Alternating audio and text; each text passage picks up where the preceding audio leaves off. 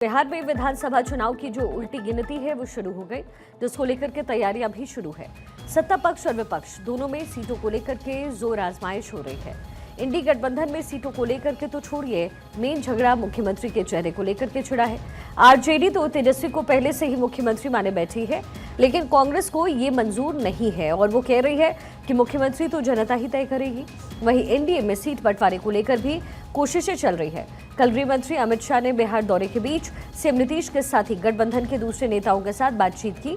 माना जा रहा है कि इस बैठक में नीतीश कुमार ने अपने दौरों को लेकर के फीडबैक दिया और इसी आधार पर सीटों के बंटवारे पर चर्चा हुई।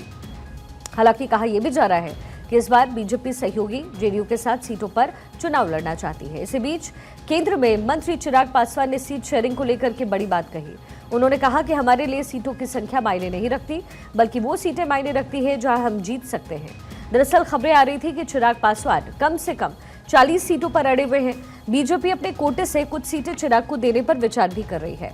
इसी तरीके से जेडीयू भी अपने कोटे से कुछ सीटें उपेंद्र कुशवाहा और जीतन राम मांझी की पार्टी को दे सकती है।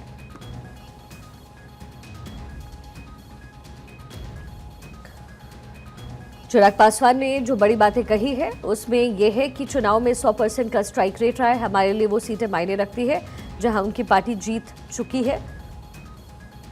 हमारे लिए सीटों की संख्या मायने नहीं रखती, लेकिन चिराग पासवान कहना ये चाहते हैं कि जिन जिन जगहों पर मजबूती उन्हें नजर आई है लोकसभा चुनाव में, उन सीटों पर वो अपने प्रत्याशी को उतारना चाहते हैं और इसी को लेकर के जोर आजमाइश इस समय हो रही है। वहीं इंडी गठबंधन में कोशिशें इस बात की है और चर्चा इस बात की कि मुख्यमंत्री कौन होगा। अगर इंडी गठबंधन जीत जाती है तो फिर मुख्यमंत्री कौन होगा, क्योंकि आरजेडी तो एक तरफ दावा कर रही है कि तेजस्वी ही मुख्यमंत्री बनेंगे, लेकिन ऐसा लगता है कि कांग्रेस सहमत नहीं है, क्योंकि राहुल गांधी या फिर कांग्रेस की तरफ से कोई भी औपचारिक ऐलान इसको लेकर नहीं किया गया। ना ही उन्होंने इस बात से सहमति ही जाहिर की है कि आरजेडी कोटे से मुख्यमंत्री बनेगा, यानी तेजस्वी ही मुख्यमंत्री बनेंगे। अब ऐसे में दोनों ही पार्टी में इस समय खींचतान की स्थिति बनी है।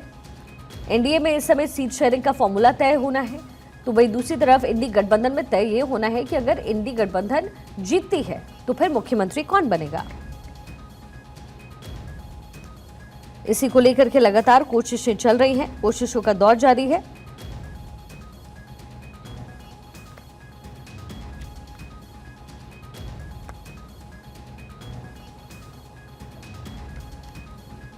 बिहार में आने वाले दिनों में चुनाव होने हैं, ऐसे में दोनों ही पार्टी की तरफ से जोर आजमाइश इस समय चल रही है।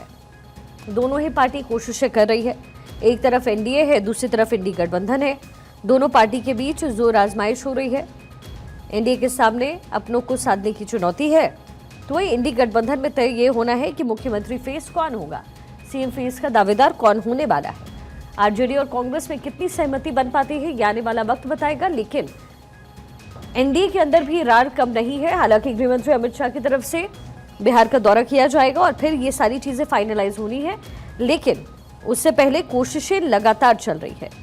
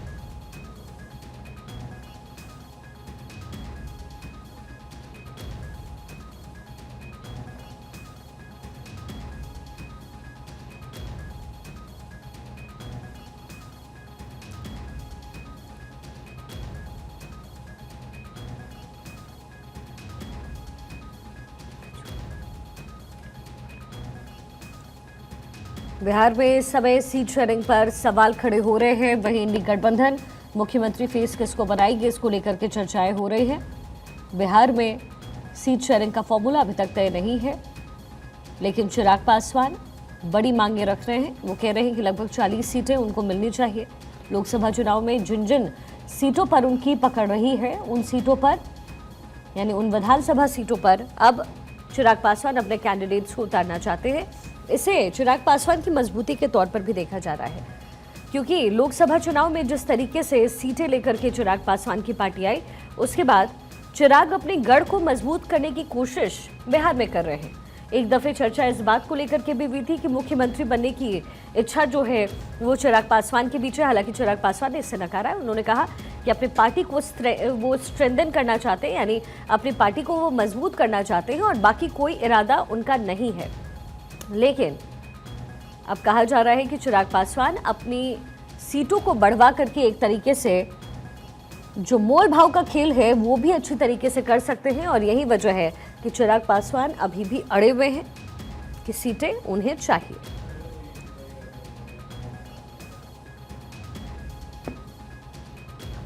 तो बिहार में कह सकते हैं इस समय जबरदस्त खेला चल रहा है। बिहार में रणनीति बनाई जा रही है।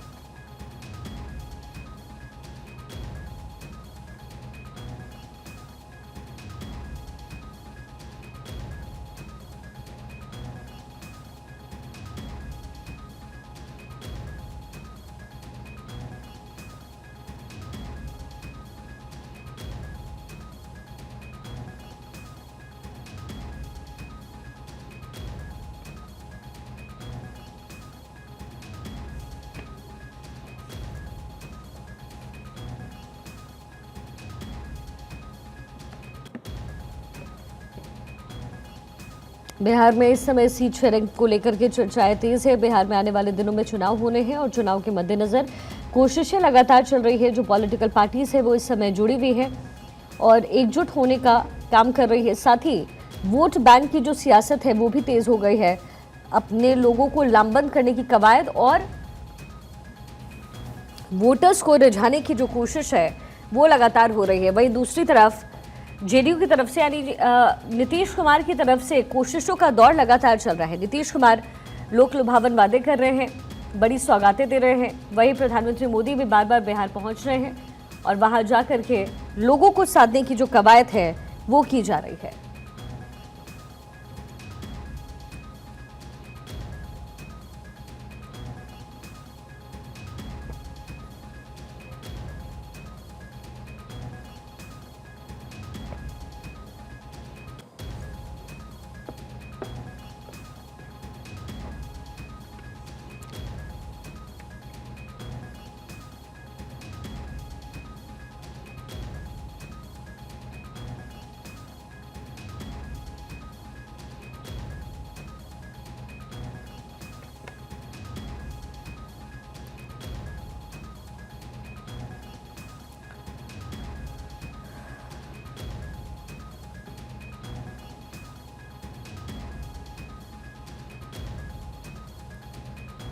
चिराग पासवान ने क्या कुछ कहा है ये भी हम आपको लगातार दिखा रहे हैं। लेकिन बिहार में चुनाव के मद्देनजर कोशिशें पूरी चल रही है। क्या फिगर फिक्स होता है ये आने वाला वक्त बताएगा। अदिति हमारे साथ इस समय जुड़ गई, हमारी पॉलिटिकल एडिटर पूरे विश्लेषण के लिए। अदिति, इस समय बिहार में दो खेमा बनता हुआ नजर आ रहा है और कोई भी क्लियर नहीं है, ये बात तो पूरी तरीके से फिक्स है। एक तरफ एनडीए चिराग कह रहे 40 सीटें दीजिए, जाहिर है लोकसभा में जिस तरीके से बढ़त मिली वहां मजबूती दिखाना चाहते हैं। सीएम बने ना बने या फिर दावा ठोके या ना ठोके आने वाले समय की बात है। दूसरी तरफ है इंडी गठबंधन, जिसमें मुख्यमंत्री चेहरा कौन होगा ये फिक्स नहीं, और जाहिर है वहां भी सीट शेयरिंग को लेकर के जो गहमा गहमी है वो भी नजर आ ही जाएगी थोड़े दिनों में। बिहार में इस समय कौन से वो मुद्दे हैं जो उठने चाहिए थे बजाते इसके कि सीट शेयरिंग का फॉर्मूला कौन सा हो।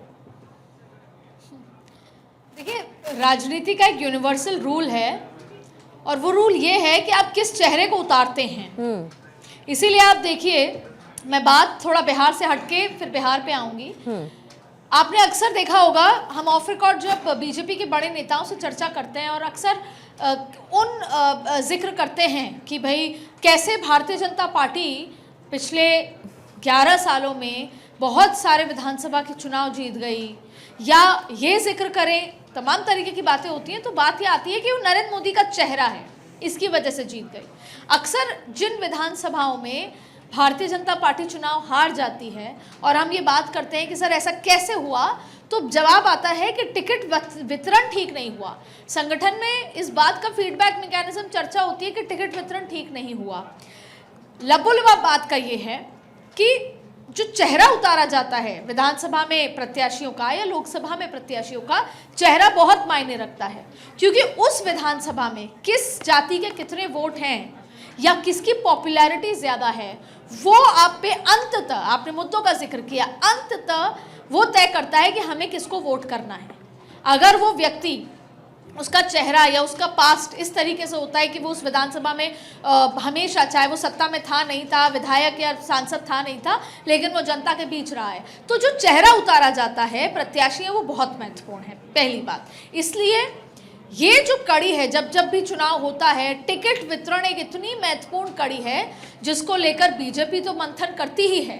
अगर वो अकेली भी चुनाव लड़ रही है तो भी जिले से नाम आते हैं, फिर संगठन जो प्रदेश का है वो चर्चा करता है, उसमें भी 3-3 नाम आते हैं, और उस 3 नामों में से भी आलाकमान के बीच में बैठकर पहले राष्ट्रीय अध्यक्ष के साथ या प्रभारी के साथ चर्चा होती है, और उसके बाद सीईसी में भी कई ऐसी सीटें हैं जिस पर प्रत्याशियों के नाम की चर्चा होती है कि कौन बेहतर होगा। इतना ज्यादा स्क्रूटनी होती है, तब जाके आप विधानसभा में नंबर बढ़ा पाते हैं। यानी कि ये जो चेहरा है, जो टिकट वितरण है, ये सबसे महत्वपूर्ण बात है। लेकिन अब उससे भी चुनौतीपूर्ण बात तब आती है जब बात हो अलायंस वाली लड़ाई की। अब आप देखिए, इस बिहार का चुनाव वैसे भी जाति पर चुनाव होता है, विकास पर चुनाव हो रहा है, पलायन पर चुनाव हो रहा है, बेरोजगारी पर चुनाव हमेशा से होता है।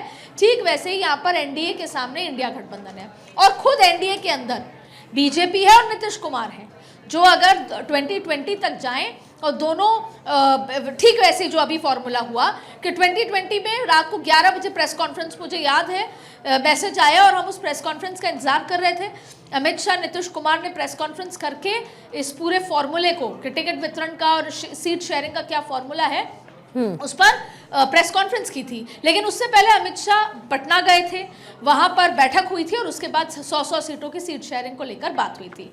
अब मैं आपको ले आती हूँ 2025 पे। अभी भी अमित शाह, जिनके कंधे पर बिहार के चुनाव की पूर्णतः जिम्मेदारी है, बंगाल की भी है, तमिलनाडु की भी है, वो गए थे पटना, मौर्या होटल में उनकी मुलाकात हुई बंद कमरे में। उससे पहले वो बेगूसराय, उससे पहले वो कल जिस तरीके से हम चर्चा कर रहे थे, वो कार्यकर्ताओं को मालिक कह के आए और कार्यकर्ताओं को ये जिम्मेदारी बता के आए कि आपको सिर्फ चुनाव नहीं जीतना है, आपको 2/3 बहुमत से जीतना है। लेकिन वो कैसे होगा? सीट शेयरिंग फॉर्मूला से। अब आप देखिए, पूरा मामला आता है कि भारतीय जनता पार्टी को कितनी सीट चाहिए। 2020 में जब हम बीजेपी के नेताओं से बात करते थे शिक्षा, तो वो कहते थे कि बड़े भाई की भूमिका में जेडीयू है, लेकिन इस बार ऐसा नजर नहीं आ रहा। भले ही ये दिख रहा हो कि सब कुछ सामान्य है, लेकिन खुद जीतन राम मांझी 20 सीट चाहते हैं। भारतीय जनता पार्टी 100 से अपनी सीटें बढ़ाना चाहती है, 100 से कम तो नहीं करना चाहती। और ये समझ आ रहा है कि जेडीयू को लेकर एंटी इनकम्बेंसी है, नीतीश कुमार को लेकर भी एंटी इनकम्बेंसी है।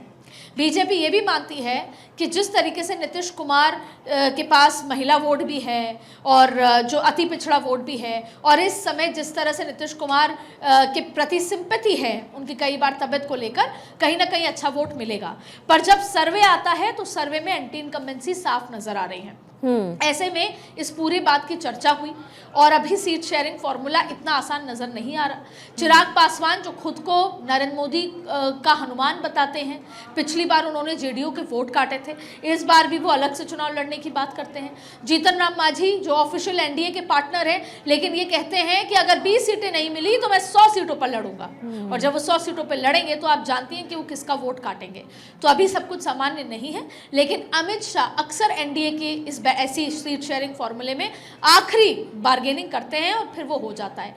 और इसी के साथ साथ सेम चीज आरजेडी और कांग्रेस के बीच में चल रही है। लेकिन आपका एक बहुत महत्वपूर्ण सवाल था शिखा, कि इस समय सीट शेयरिंग से ज्यादा चर्चा होनी चाहिए मुद्दों को लेकर। मुद्दे जैसे जैसे चुनाव नजदीक आता है ताक पे चले जाते हैं। सीट किसको टिकट मिल रही है और किस जाति के व्यक्ति को टिकट मिल रही है वो हावी हो जाता है, और उसी की तैयारी में पॉलिटिकल पार्टीज लग गई। लेकिन अदिति, बिहार की जब भी बात होती है, बिहार चुनाव का जब भी मुद्दा आता है, तो सबसे इम्पोर्टेंट ये है कि वहाँ जो मुद्दे हैं ना, वो लगभग 20 से 30 साल से वही मुद्दे हैं जिसके अगल बगल पॉलिटिकल पार्टीज घूमती है। और लालू यादव का या आरजेडी सरकार का वो दौर मुझे नहीं लगता कि बिहार के लोग कभी भूल पाते हैं। इसीलिए तेजस्वी को मेहनत बहुत करने की जरूरत है। और पिछली बार भी अगर वो सरकार बनाने में कामयाब रहे तो वो सिर्फ इसलिए क्योंकि नीतीश कुमार उनके खेमे में चले गए।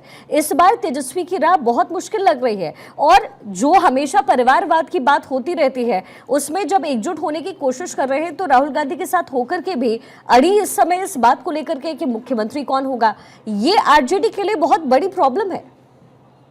हम सभी की प्रॉब्लम एक बार डिस्कस कर लेते हैं। आपने आरजेडी का जिक्र किया।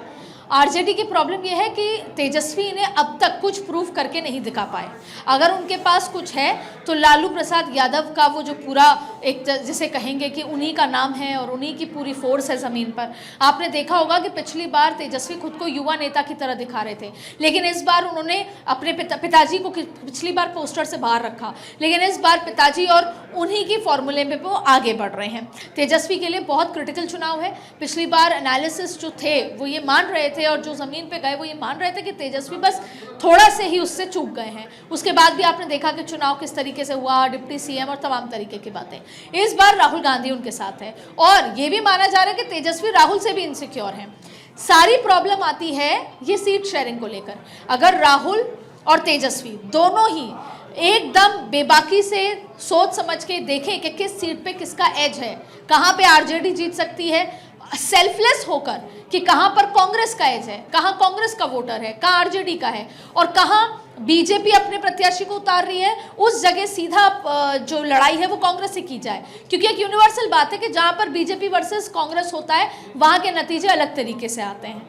तो जाहिर तौर पे ये सब बहुत सोच समझ के करना होगा, चाहे एनडीए को चाहे इंडी गठबंधन को सेल्फलेस होके लड़ाई करनी होगी। अब आपने कहा नेगेटिव पॉइंट्स, तेजस्वी युवा भी हैं और तेजस्वी के पास विरासत अगर लालू की है तो उसके साथ साथ लालू प्रसाद यादव के कार्यकाल में हुए लॉ एंड ऑर्डर का इशू है मेजर। उसके साथ साथ लैंड स्कैम है, उसके साथ साथ तमाम स्कैम हैं, वो विक्टिम भी हैं चारा घोटाला के। तो हर बार जनता को ये बताया जाएगा कि याद रखिए अगर ये सरकार आती है तो दोबारा आपके साथ वही हो सकता है जो हुआ था। दूसरी बड़ी बात है, यही फायदा बीजेपी को है। बीजेपी के साथ ये इशू है कि वो जब जब भी बात होती है, अब आप सवाल की बात है, आपने कहा कि लंबे समय से यही पलायन मुद्दा है, यही नौकरी बेरोजगारी मुद्दा है, तो बीजेपी ये कन्विंस करने में है कि आपको नौकरी कौन दे सकता है। आपको नौकरी डबल इंजन की सरकार ही दे सकती है, इंडस्ट्री सेटअप डबल इंजन की सरकार ही कर सकती है, महिलाओं के खाते में पैसा डबल इंजन की सरकार ही दे सकती है, या हमने जैसे मखाना बोर्ड बनाया, ऐसे बहुत सारे काम हैं जो केवल डबल इंजन की सरकार ही कर सकती है। तो जाहिर तौर पे बहुत सारे मुद्दे होंगे, लेकिन बार बार याद दिलाया जाएगा कि तेजस्वी मतलब लालू का वो कार्यकाल, लॉ एंड ऑर्डर का इशू। पर ऐसे में एंटी इनकम्बेंसी जेडीयू को लेकर भी है। अब कहीं ना कहीं आपस की खिचड़ी भी पक रही है, तो अभी सीट शेयरिंग फॉर्मूला बहुत आसान नजर नहीं आ रहा है। ठीक है दीदी, बहुत शुक्रिया इस पूरे विश्लेषण के लिए। तो देखिए, बिहार में इस समय चुनाव को लेकर की सरगर्मी तेज है। अलग अलग जो फॉर्मूले हैं वो सेट किए जा रहे हैं। आने वाले दिनों में जो बदलाव होगा लगातार नजर